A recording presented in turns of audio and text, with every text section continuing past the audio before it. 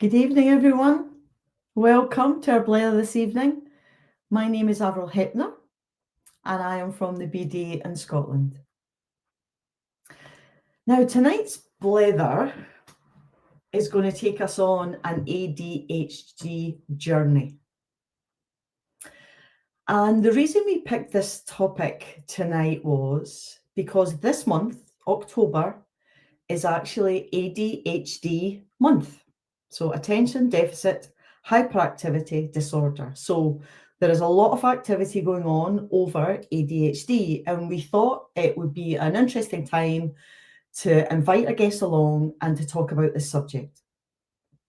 So we just thought it'd be a great time, October, bring someone in and they can talk through their own journey and give you some insight into what it's been like.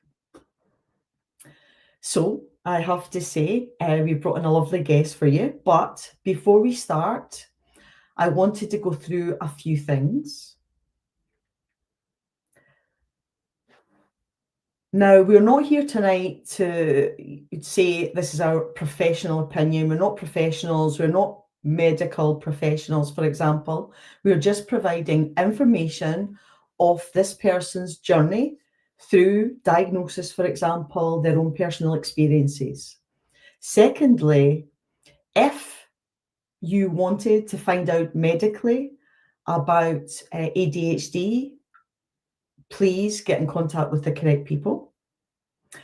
There will be an opportunity to comment or ask questions, and we will pick some of those questions and comments and put them to our guest.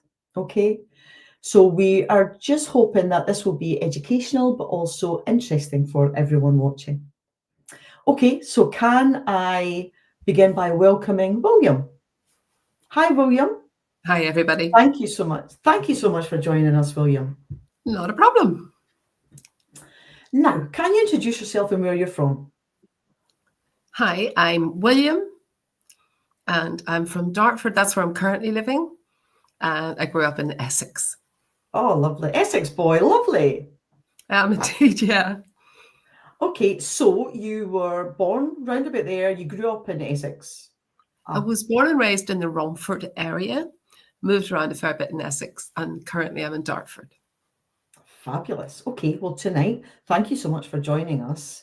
And I know you're going to speak about your own journey throughout ADHD. But first of all, could I ask you to explain about ADHD? Exactly what does it mean? I know there is the full title, as it says on the screen, Attention Deficit Hyperactivity Disorder. But could you just explain briefly what it actually is for our audience? So ADHD is a neurodevelopmental condition which impacts us in everyday life, in the way we carry out life, what we try and do, the way we manage and organize our time, sort things out, relates to so many areas of life, but in particular affects the way that we do things. And without the right support and the right adjustments, we can end up struggling because of this condition. So it does have a major lifelong impact. Okay, thank you for that. So ADHD is a neurological issue? Yeah, Is that correct? It is indeed. It's to do with a chemical that everybody would have in their brain called dopamine. Again, William, can you just repeat that slowly? Dopamine. And dopamine is a chemical. So within our brain, if you have something that you enjoy, such as a favorite food, favorite exercise, it raises the level of dopamine in your brain.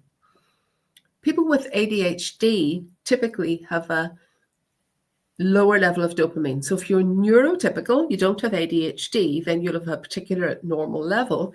If you do have ADHD, typically your level is lower. And so we have to compensate by carrying out other activities to try and bring the dopamine levels up.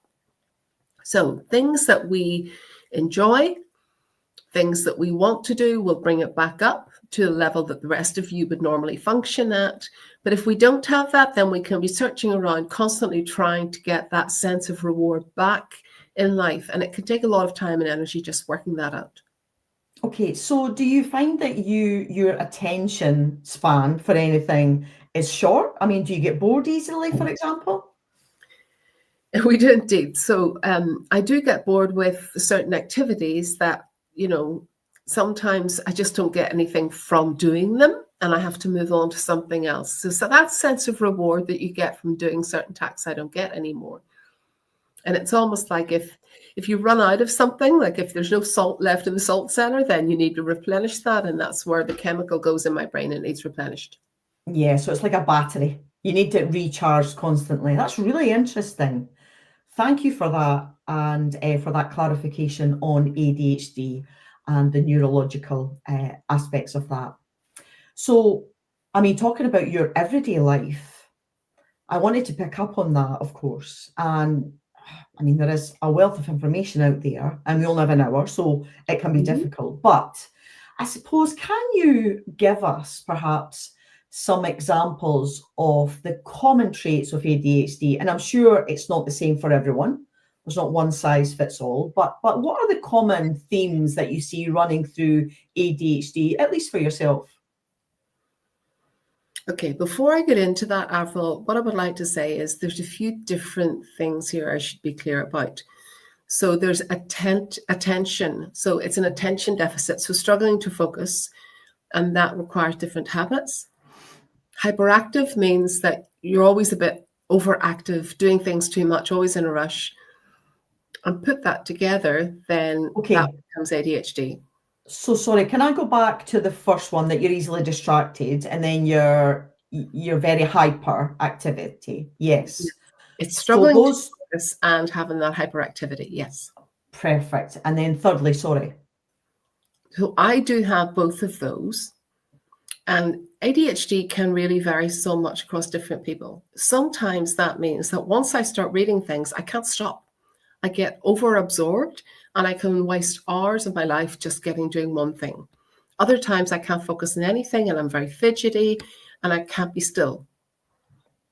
So that means that you might see me pacing around a room, getting up, sitting down again, and it's almost as if I can't relax at times. And that's one of the well-known traits of someone with ADHD. So it's both sides of that. Yeah, I just wondered actually, because, thinking about those traits and fidgeting and being overactive, I suppose. So going to sleep and getting into bed is a different story.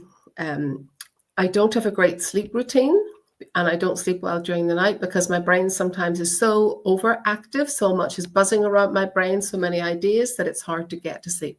Sometimes I get over 2 or 3 in the morning, then I wake up again and I'm awake again at 6 or 7. Or, sometimes my sleep can be very erratic and I can be lying in bed for long periods of time, unable to get over because there's so much buzzing around my head and I just do get fidgety. Wow, so sleep is affected as well? So as well as all those other things within everyday life, that is another issue that comes with ADHD? Wow. Okay, so sleep is an issue, but if we can go back, when I think about the habits that you mentioned, and you talked about perhaps interruptions. Yeah. What did you mean by that? So having ADHD, our mental processes are very different from yours. So the neurotypical person will perhaps think of 3 things at the same time. With me, I could be thinking about 10 to 20 different things all at the same time, all buzzing around my head. And as soon as you say something, I want to respond, but I have to wait until you've finished, even though I've got so much else going on in my head. And sometimes that means I end up interrupting a little bit more because I need to get rid of that thought before I forget it because there's so much else going on there. And it means that I end up interrupting more than you might want me to because I need to get that thought out of my head. And then it looks as if I'm being rude by interrupting a lot, but it's just my coping mechanism. Wow, of course, yeah. So it's in your mind, you need to get it out very quickly. Yeah. Wow. Really interesting, William. And now fidgeting was another term that you used. Can you explain a little bit more about that? Fidgeting is something that happens because I'm very hyperactive. I have too much energy. I'm always buzzing inside. And so I need to keep moving to just try and distract from that sense of buzzing going on. I'm trying to get the energy out. So I'm always fidgeting, and that so that I can get to a state of sort of coping. But it means that I can be very sensitive to textures. I find it hard to get comfortable. It affects different people in different ways, but fidgeting is an important element that you will see in people with ADHD. So that is a commentary of ADHD. Okay, fidgeting. What about, now again, some of the terminology you mentioned from your earlier explanations. Now, a term was stimming. Can you explain a little more about that? Stimming is a repetitive movement, sound, or something like that. So an example of where I'm stimming is I'm sitting watching TV and I start to go through making a repetitive sound in my throat. And making that sound helps me focus better on what's going on TV, but I'll just repeat it again and again and again. Or I'll start fidgeting with something in my hands, and that is what keeps me going again and again and again. So you will see me fidgeting a lot when I'm trying to do that. That's stimming, and it's a way of coping. Can you give us some more examples, William, of stimming? Now, obviously, you said it can be voice activated, a noise. What other examples? Okay, so I fidget with my hands, my knee, my foot. Tapping, yeah. And my leg. I'm fidgeting with my arms, my fingers. I fiddle with my ear, different elements of my ear. And so you'll see me pulling my ear down. I've always, moved different at my lobe of my ear, the top of my ear. I've got earrings. You'll see me pulling them on. So that is just repetitive for you. So the tapping of your leg, your foot, that helps alleviate that. So it mitigates that feeling, and that is the term for that, is stimming. Yeah, how interesting.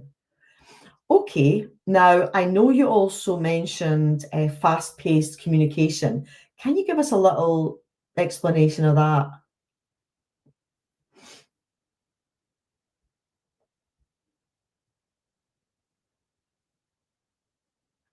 Yeah, I think that is certainly one of the most common traits that I had as I was growing up.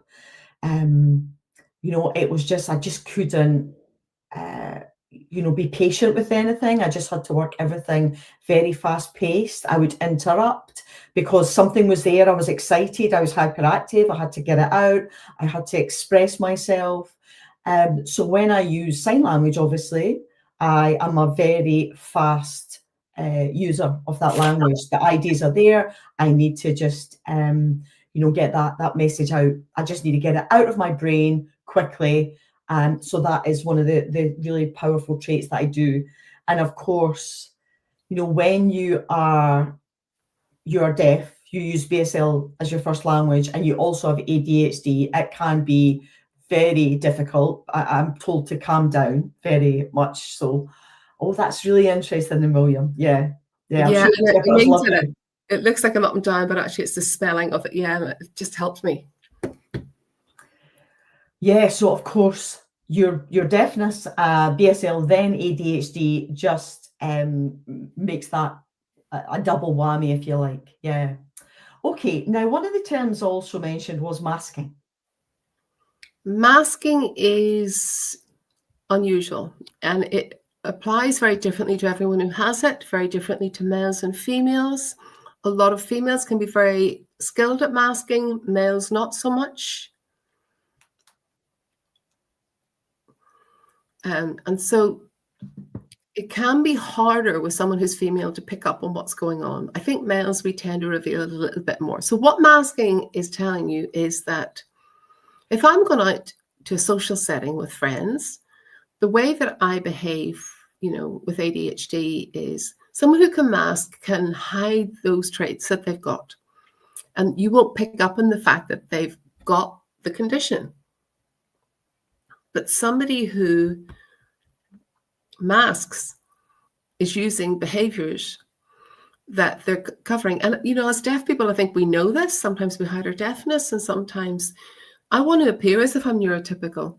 And so I'll put a smile on my face and I'll cover up what's going on inside. But just to say, it's exhausting when you do that, because I'm basically hiding the way that it would be for me. I'm having to stop all stimming. I'm having to just behave the way that I want to behave as I am, but I can't do that. And trying to not do that actually is an effort, and it's very draining. So that will definitely wear you out, I'm sure. Yeah, trying to manage that situation. Okay. Now, can I ask you, you're obviously here this evening to talk about your journey. Can I ask you about your personal experience of ADHD? So whether that is linked with your school, college, university, that journey that you've taken. Now, I know you had a late diagnosis. So can you give us a little bit of your personal experience?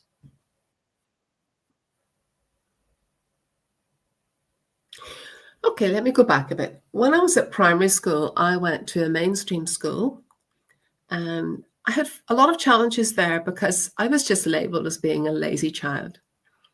They told me I was clever enough, but I wouldn't bother paying attention. I never really listened in class. I come from a deaf family, and they just used to say, look, try a bit harder. And I got very frustrated. Then I went off to Mary Hare, boarding school for deaf children, and I got the same level. They always said, you're very smart, but you're just so lazy. You don't focus in class. You don't pay attention. You're always looking around you. And I was so frustrated because I kept thinking, what's wrong with me? Like, why do people keep telling me I'm doing something wrong? And I felt very labeled. I felt it was very negative. The perceptions of me were very negative. And then I went on to university. And I actually started university courses 3 different times, 3 different courses, and had to withdraw from each of them. And that all built up inside of me. Now, part of ADHD, looks like it's because things are boring, and then I would go into a new course, love that. But then I started struggling again because I couldn't match up with what was going on. I kept getting overwhelmed, struggling to cope, falling behind in deadlines, unable to perform, pulled out of that. And then I moved into a part-time course and realized that didn't help any better than a full-time course. I still struggled. And it was only when I got to the age of 24, when I'd been through all those failed experiences, that I started to look into ADHD, finally got a diagnosis at the age of 29, and realized that all of that had been because of my ADHD. And if only I'd known in those days, my life would have turned out very differently. I would have been given the right support, tools, strategies to enable me to thrive and really succeed in education, but I didn't get them. I'm delighted, though, that you eventually got that diagnosis. I'm sure you must have felt relief following that, or did you have other questions? The answer is it's not as straightforward as that. At the age of 24, I started to learn what ADHD was, and I was adamant that I did have it, and I already was very clear that I definitely did. But I had to wait to get the professional diagnosis, because you can't claim you've got something that you haven't been officially diagnosed with. So when I got that diagnosis officially, and it was there in black and white, whilst I already knew, seeing it in black and white hit home. And I actually spiraled, those first few months I spiraled into a pit of despair, because I kept thinking all my life, I have tried to do things, and I think I overanalyzed myself a bit too much. And I lost a sense of myself because I started to explore the ADHD as opposed to me. And instead of accepting, this is me, this is who I am, it's part of me, but I am also this person with ADHD. And since I've gone on to learn a bit more about it, I just accept this is who I am now. This is me, warts and all, ADHD and all. Wow, that is some journey. Can I go back a little, though? Now, you mentioned you would have diagnosis, then referral, then assessment. That would be the process following diagnosis. Now, perhaps our audience here, they themselves might think they have ADHD. They've had, thoughts about that. What is the process really? Well, it's a bit of a long story. At the time that I was going through diagnosis living in Wales, and initially I went to my GP and asked for an ADHD assessment, but they didn't have anybody doing that for adults in Wales, only for children. There were no services under the NHS, which meant that I couldn't go anywhere. And the only option was to go privately, which I couldn't afford. However, the opportunity arose for me to move back to England, and I went to another GP in England and said, look, I think I have ADHD. What's the process? And they were able to explain it all to me. There is a system in England called Right to Choose, which is a kind of private referral organized under the NHS, which speeds that up in terms of the normal process, which would take a long time. It does come under the NHS, but it's a whole system that takes you through the private sector. So I got into that. The referral was made to an organisation called Psychiatrists UK, and I waited over 2 years. 2 years, wow. Yeah. Bear in mind, we had COVID in the middle of all that, and then Of course. the diagnoses and referrals went up. And so I ended up part of that backlog.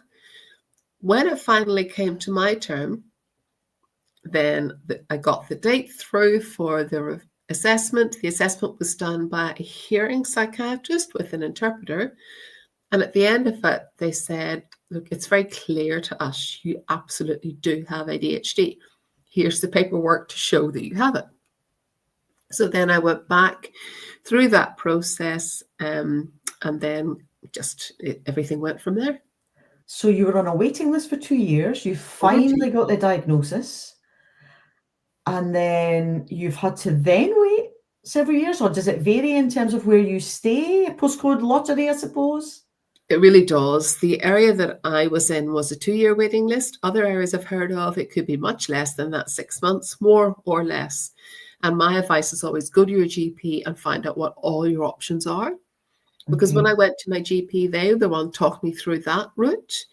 And every GP might have a different solution, but go to your GP and keep asking questions. But the assessment was carried out through a hearing professional. Do you know if there's any deaf professionals there? As far as I'm aware, there is one now who does that, but that psychiatrist works on private practice in a private clinic. And to see them, you would have to have funding. The chances of getting funding for that are minimal because, again, it depends whether or not you're in the catchment area that psychiatrist works in. And so options are very limited for deaf people.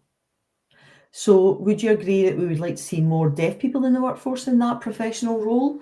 Yeah, to make sure that assessments are carried out appropriately in that shared language? 100%. I would love to see deaf people carrying out those assessments, absolutely, because it is so different. It appears so differently. The traits are very different, deaf people, genuinely, really different if you're deaf. And so I was diagnosed, but even at that stage, I wasn't really understanding. If it had been a deaf person talking me through that, who was able to understand the language, the culture, the upbringing, the life story, they could have helped me through that process a lot more. I didn't get that at the point of diagnosis. Wow. Now, we do have a list of comments and questions and stuff, but we're going to hold those for now. But again, after your diagnosis and that process, did you get medication? Yes, I did. I have the combined type of ADHD, which means that for me, it is quite high level, and medication is recommended for someone with me because it does help me to stay a little bit calmer, but it doesn't work for everybody the same. It really depends on your own symptoms. I'm on 60 milligrams. That's my dose. I take it once a day because mine is a slow release version so that it will last throughout the day. So, yeah, so you take that and then it helps you throughout the day because it's slow release. Yeah. Yeah. Slow release, and then it's in my system working all day long. And for me, it has really helped me to calm down a little bit. I'm a lot less hyperactive, less distracted, and I can focus on things. When I'm on my computer, I can do things, but it doesn't work the same for everybody. And for some people, their body rejects it. The body doesn't react well. So again, go to your doctor, get medical professional advice. But you said 60 milligrams, but that's just one tablet, William, yeah? And will you be on those for life? The psychiatrist that I spoke to said that is likely. However, I go for a review every 6 months, twice a year. because the body can start to interact with the medication in a way that isn't helpful. You can have side effects, and you have to balance whether the benefits outweigh the disadvantages. And so I'm in every 6 months getting that reviewed because they know Thank best. you. Yeah, of course. Yeah, thank you so much for that. That was really interesting. Now, we're going to have a quick look at the comments, actually, if we can, before we move on. There is a lot, I have to tell you, William, a lot of comments and questions piling up. Now, this is a comment from Stuart. So it's just a comment, and James will show us this now from Stuart Parkinson. So it's just thanks, William, for promoting awareness of this to the deaf community. I hope that support for deaf people with ADHD is available. So thank you. Again, Stuart has another comment over assessment. So just hoping that will also quickly, in terms of the impact of everyday life. So if you hadn't had an assessment, that would have been particularly difficult for you, I suppose, how you manage throughout life. I mean, yeah. Well, I would say yes and no. I've had struggles for so many years, and at the point of diagnosis, I thought this might be helpful, and it is helpful, but there is no specialist support for deaf people with ADHD. You know, there's no system, no centered approach, no group, no understanding of how language. A lot of the diversionary tactics would be using noise, and that's the advice you often get given. And so that there's a lack of awareness out there and lack of understanding. Now, the diagnosis helped me understand myself better, but I just feel that the support processes aren't there at this point in time. Lovely, thank you. So we have another comment here from Brish Rowe. Very, very similar experience to Brish, and you explained it so well. So thank you, William. Okay, now are we looking to more? Oh, Caroline. Caroline has a question here. Now, the question is, how would elderly people with ADHD cope when they come to retirement age? Is there any group or individual that can share experiences there? If they are hyperactive, for example, for the rest of their lives, is there support? Well, that's a fabulous question because I can't even really answer that. I mean, I'm only just 31 and I don't know for sure, but things have to change in the future. We have to have more understanding. And I'd love to see more groups which are age specific as well, who can offer that support for children, young adults, teens, older people, people at retirement stage, all of that. I think we do need that age-based approach for people who have that understanding, but it's not there at present. And I think the best thing we can start to do is to start to talk about this. And if somebody does have ADHD or you think they have ADHD, have a chat with them. That's my advice. Yeah, so of course you had a late diagnosis. Some might be even later in life that diagnosis comes. Wow, that is particularly difficult, I'm sure. Thinking of all those experiences that they lived through that might have been different if they'd had an earlier diagnosis. So thank you so much for that. So Sophie McKinley, and her question is that she'd heard that autism and ADHD are similar. Is that right, William? Or do you feel that there is quite a difference? Well, yeah, a lot of people think that there are certain traits which automatically indicate someone has ADHD. And some of the traits are actually similar to what you will see in someone with autism. And that's why I think you need to go to medical people who actually are trained to tell you what the differences are, give you an official diagnosis so that you know what it is.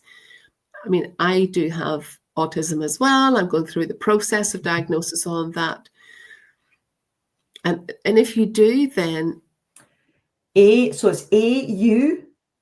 Oh, right. Okay, I see what they do. They compound it. Yeah. AU, ADHD. And so if you have both, then, you know, that means there is autism. And then it comes up very differently. Now, I think I have it. As I say, I'm going through the process at the minute of exploring that. And if I do get an official diagnosis, then, I mean, you can't claim you've got something you haven't been told you have officially, but I think if I have, I'll be exploring myself again. And I think you'll have to come back for part 2, William, if that's the case, because you'll have to explain exactly what ADHD is and talk about that. Yeah, but it's really interesting. Wow. Okay, thank you for that. Now, let me just see if there's more comments, which I know there are. I think I'll hold some for now. Sandra, do good. So she's got a question.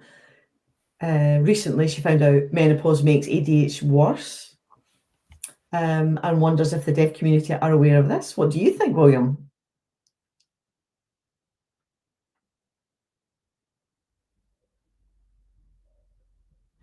Well, again, I don't really know the impact of that, to be honest. I'm not really sure.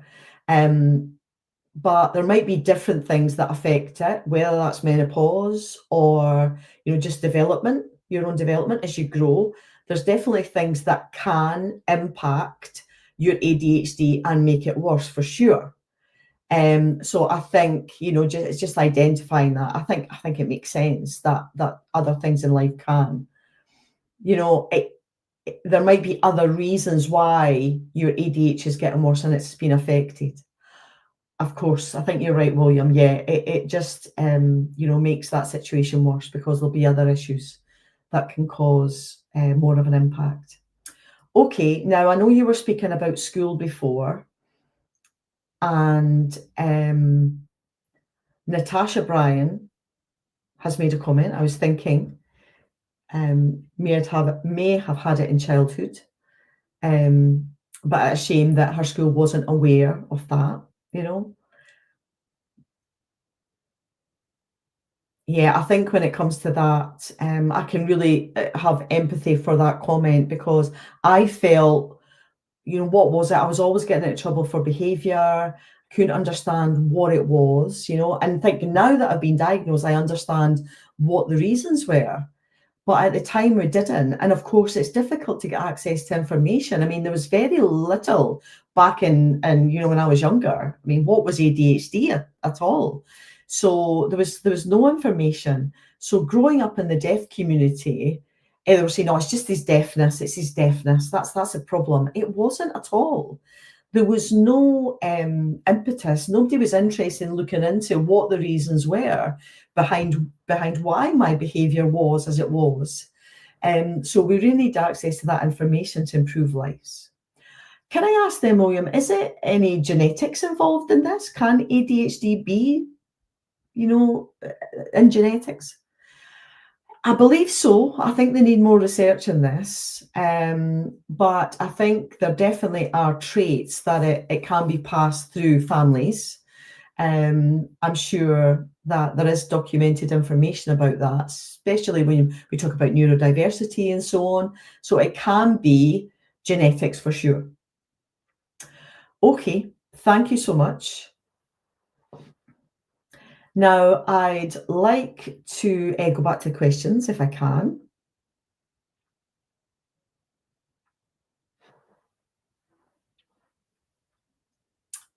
Okay, I think now we might show some of the tools, some of the things that help you cope, I guess, with everyday life. Yeah, and we have some pictures to show. James will put those up.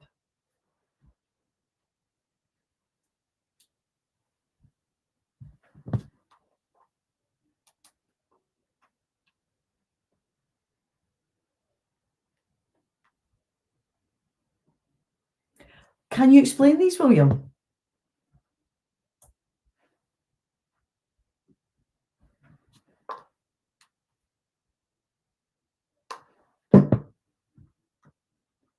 Yeah, so I use this. This is a timer, really. It provides me with lights that will slowly change in colour. So it means I know that I usually set it for about an hour, and it means it really counts down for me because I become almost blind to the time, really. because if, for example, I'm working, I'm doing something, I don't realise the time, 3 hours could have passed. And I just not aware that I have been working for 3 hours straight. I'm just focused on that. So this allows me not to succumb to that, to be absorbed in some of that work. Okay, William, so you're able to manage that better. Yeah, absolutely. Now, let's look at this one.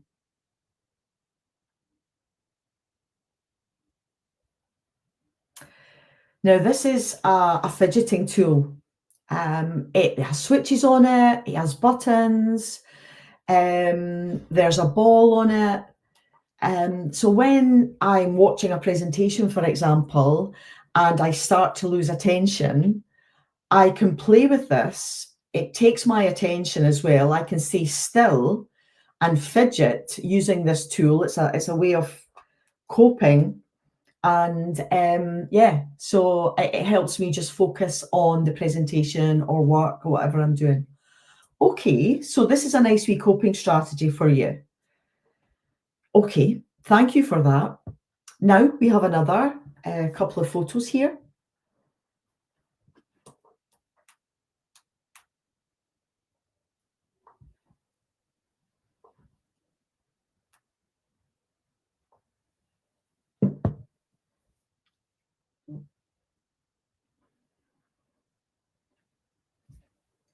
Now, the photos there you might have recognised are related to Marvel. So I have this, as you can see, Thor's hammer. Yeah.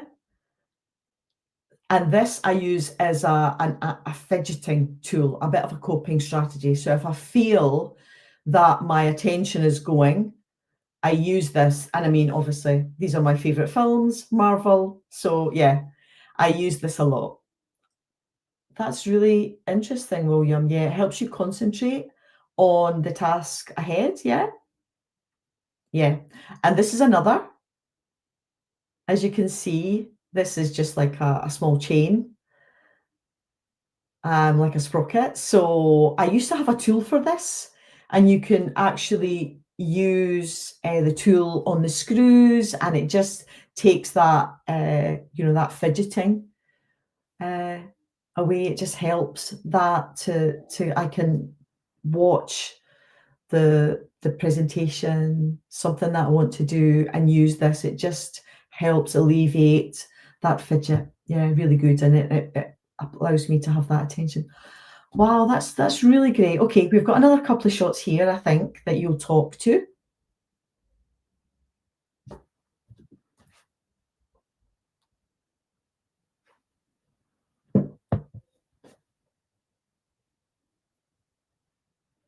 Now, what were these? Well, again, I have to say the one on the left was Marvel, Captain America. I'm sure people in the audience who love Marvel will be able to recognize this one. So that's the American shield. And again, it just spins. It just spins, and it's obviously it's a fidgeter. You can just spin it round, and it just again helps with that. It's quite heavy metal as well, and weight does help. Because that weight does help alleviate that feeling. I feel it more. It's very tactile, so yeah, I really like that. It's a good one to use. Now, the one on the right was a ring. Yeah, here you go. There is the ring. Now, I love rings. I have to say, I have many. And I use this one particularly because it spins on my finger. Ah, okay, so a bit like Captain America's shield, you can use it in that way? Yeah, absolutely. It just spins on my finger. I don't need to worry too much about it. Yeah, it's not a wedding ring. I put it on my finger. It just helps, I can take it off, put it on somewhere else. I have lots that I use. I can play with it. I can turn it round. I can just use something else to fidget with. So yeah, it's a really good. I've different variations of rings, which are great. That's really interesting then that you have choice there, and that you're able to utilise those. How fantastic. So, now we have a shot, I think it's linked with your medication.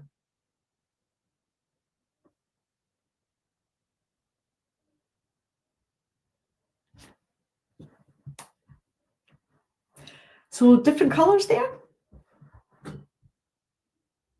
Yeah, I think this is really important to me actually, because I'm sure a lot of people who know medicine will have seen the days of the week it's in a line, and it's very clear. I like to have colour.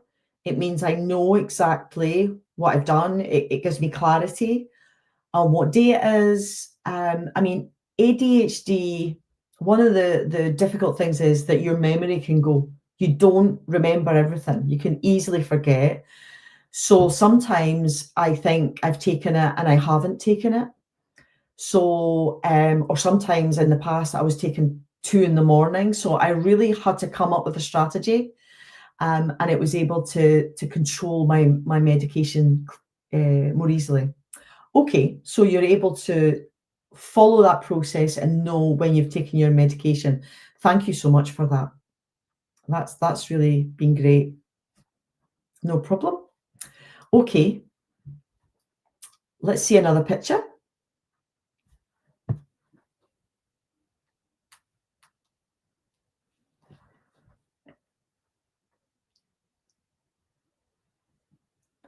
Now, what is this? Well, I'm sure people are wondering, why is he showing a chair? But this chair is very special. I did get it provided through Access to Work. And if you have an official diagnosis, one of the things is obviously you can have an assessment through Access to Work, and they will provide other facilities that you need, not just interpreters, but ergonomic chairs, different facilities. So I was able to get this chair, and it adapts really well to my mood, how I want to move, how I want to manipulate how I'm working, for example. I can work sitting with my legs up, as you can see. I can turn it around and sit on it the other way.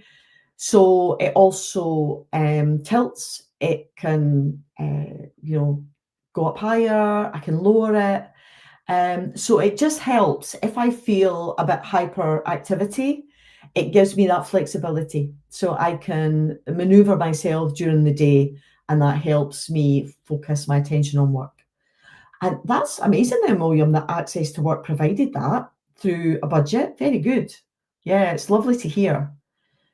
So apart from the chair, is there any others that you can provide? Well, I would say the chair is the most important thing, really.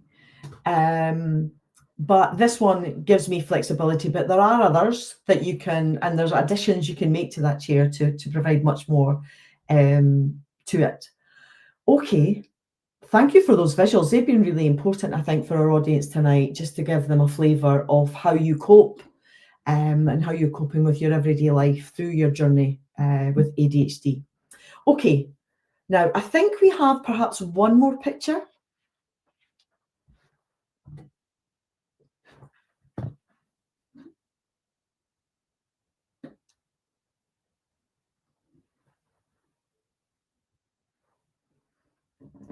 Yeah, so can you explain about these books? Okay, well, I have two. As you can see, the one on the left, this was it. You can see all the tabs I have. I love reading this book.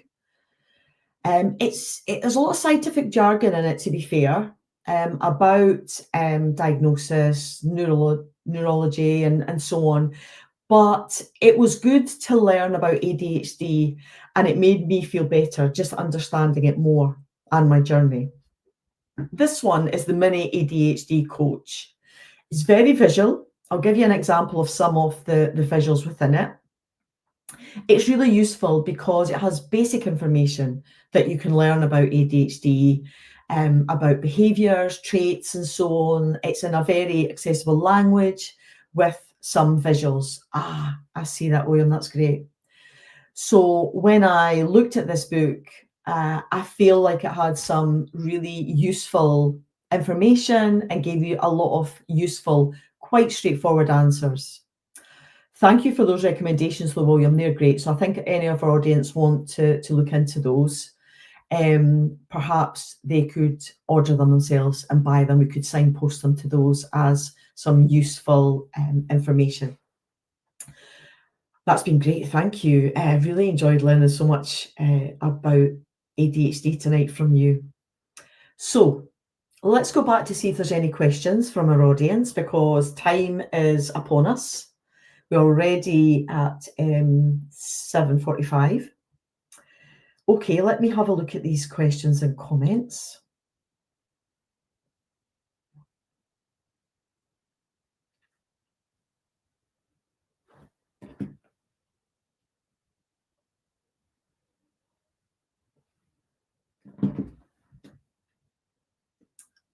Now, we have a question from Sally Work. Now, she mentions knowing about masking in autistic girls, but I wonder if it's the same in ADHD. Now, you mentioned masking and autism. Do you think it is the same in ADHD? Masking is quite a lengthy topic, and I'm certainly not an expert in it by any means. I just know what I've read, and I've tried to inform myself about it. I think for girls and women, I think it can be worse. But I think there's more information out there, in fairness. That's all I really know. It's very basic. Okay.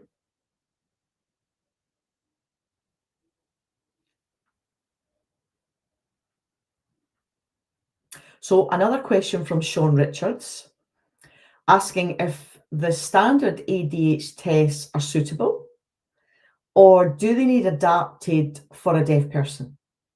Yeah, that's a really good question, actually, because there is a test and then assessment. The test is more, we talk about a reader, a screener. So it's like a screener. They will ask and see if you potentially have ADHD or not. But of course, if you're hearing, I would say the screener isn't always adaptable to a deaf person. When it's an assessment, it's more of a conversation, actually, about your life, how your behaviour is. And some of the questions, I feel, when they talk about how do you feel about, when this is said to you, and of course, as a deaf person, there are some questions that aren't appropriate. I would say the assessment process probably needs to be adapted. It needs to be looked at least, I would say, as we move forward into the future, for sure, for deaf people. Okay, I think Sandra wanted to ask another question.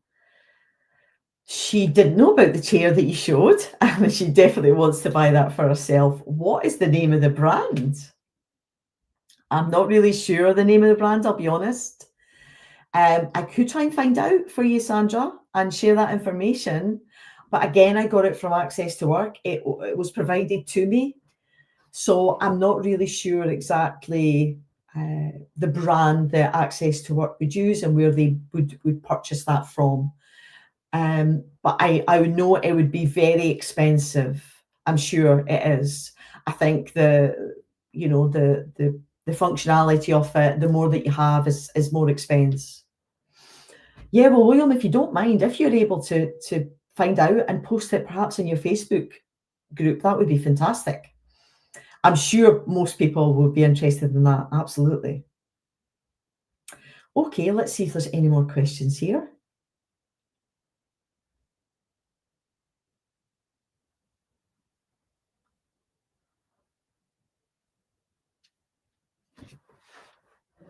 So in terms of work, now I'm just parking questions for now. But can I ask about, your everyday life, work, for example? Do you cope okay with that?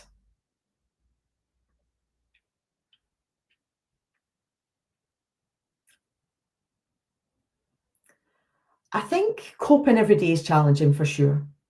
I've learned so much, and I did actually go through ADHD coaching. And that again was through Access to Work. I was given a budget to be able to do that. So that person was really skilled in coaching in terms of neurodiversity, ADHD, and so on. And they gave me the tools to help me manage everyday life, how I would manage those issues. So they gave me some hints and tips and practical things that I could try and change to mitigate me trying to get overwhelmed, to try and alleviate those feelings. And actually, once I went through that course, I felt so much better and really thrived after that and was able to cope much better. Okay, so that's helped you, that coaching's helped you with work and so on in everyday life. So say you wanted to apply for a specific area of work or something else in life, do you feel your ADHD would hinder that? Would you tell people that you were ADHD? What's your thoughts? I think for anybody, it's about individual choice. You need to make it very clear. And I should say, it's important that you have an official diagnosis. Because if you don't and you say you have it, it can be quite damaging, I think, for anybody.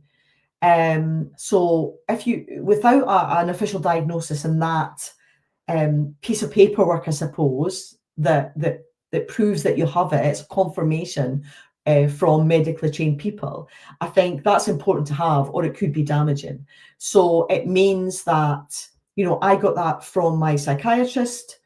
It is written confirmation that I have ADHD. So it means I'm able to provide that to any potential employer, anybody who needs that proof from me. And that's been brilliant. So it means that people thereafter are able to adapt well to the situation. They can provide me what I need. So I think you're able to get the things that you need if you're able to provide that clear confirmation. Yeah. So it means that I'm able to do that without, but it'd be more difficult without an official diagnosis. So it means you would get the right support. So that would be my advice to people. Make sure that you have diagnosis, you have that information available to anybody, and that would help certainly to be in a position to actually say. I would always say to anyone, please get diagnosis first.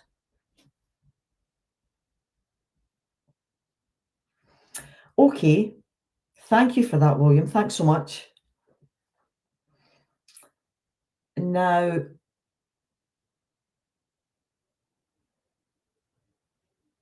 Avril has frozen on screen for the interpreter. Apologies for that. We know that in society, we have many people who have ADHD. And as you say, you waited several years for your diagnosis, William. If someone thinks they have it, do they then go on a waiting list? I mean, how chaotic is that? What happens? Yeah, well, I suppose situations can be different. If someone thinks that they may have ADHD, you can talk to someone like me, for example, someone who is neurodiverse and so on. That might help. It might not be ADHD. It might be something. You just don't know. It could be something else that needs diagnosed. So don't assume always that it's ADHD. It's important to talk that through. It can be quite complicated. I would say as well, it's really important that you talk to your GP, your local GP, to take that forward, make sure there is support in place for you, and see if you need that screening and then perhaps an assessment for a diagnosis.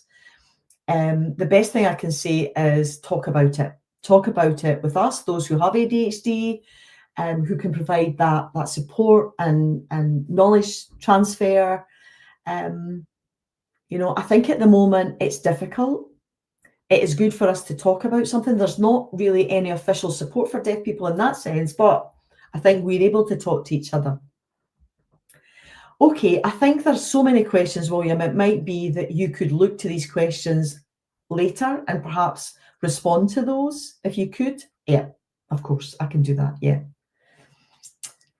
Now, the screen is freezing again a little bit, but if you could give people impart some wisdom on the positive things about ADHD.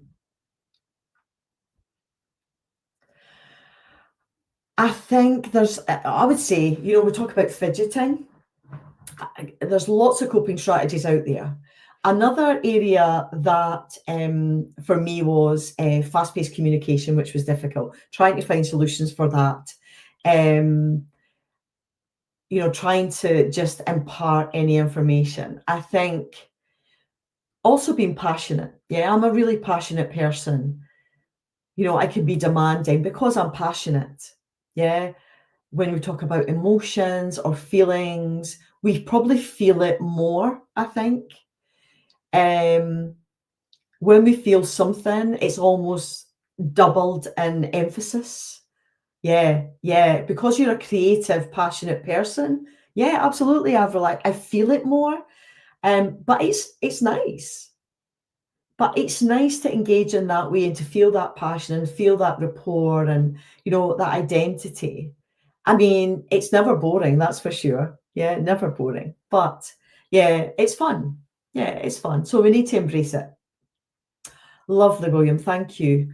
So we mentioned, getting support. I mean, are there specific support groups for ADHD? I know you have your ADHD journal on Facebook. Yeah, there we go. Lovely visual there.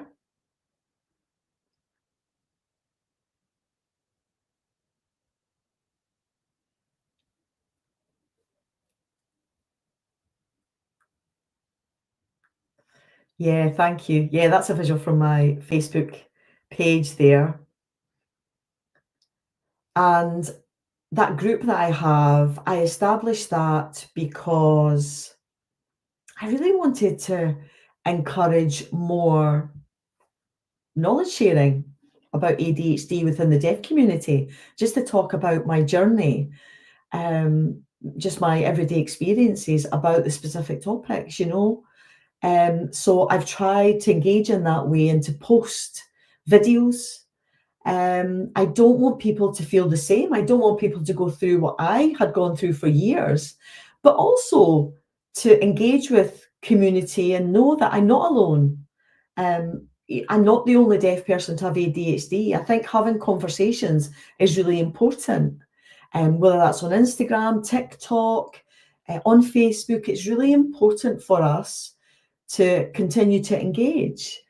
And hopefully we'll be in a position in future to really set up a proper group. One day I'm sure we will.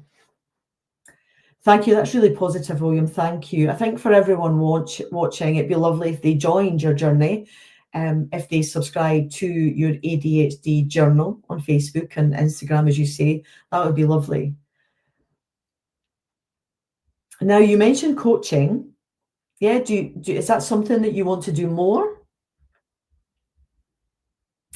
Yeah, so obviously I went through that myself, and I would love to become an ADHD coach myself, to be able to use what I've learned and to impart that knowledge, and help other deaf people with that. So I do want to become a coach for deaf people, specifically to provide that support for their everyday life. That's something I'm aiming to do. Yeah, that's lovely. What a journey that you're having, I think. It's going to be an exciting future for you. So before we finish, is there any advice, any tips that you want to finish with for our audience tonight? I think for anybody, just to say, if someone has ADHD, just to listen to them, just to understand that they're struggling. Whether that's depression, anxiety, all those things are heightened when you have ADHD. So I think it's important to be listened to. Just don't assume things, that this is all that this person is, because they have other issues affecting them. And also, just be careful for anybody who thinks they have ADHD. Please, and don't overplay it, I think, because we don't want any damage. I would advise anybody who thinks they potentially have ADHD to get a proper diagnosis from a medical professional, to have that confirmation in place, not to just assume that you have ADHD. Yeah. So please talk more, listen more, learn more, and make ADHD and the process easier for everyone. Thank you so much, William. Thank you so much for that advice and that's tips that you provided to the audience. I think it's a really important month that we have in ADHD Awareness Month. And it's obviously good really to come together and to continue that discussion. Thank you so much for this evening. Thank you for coming along and being our guest. And I really enjoyed that. I hope the audience enjoyed it too. Thank you so much, everyone.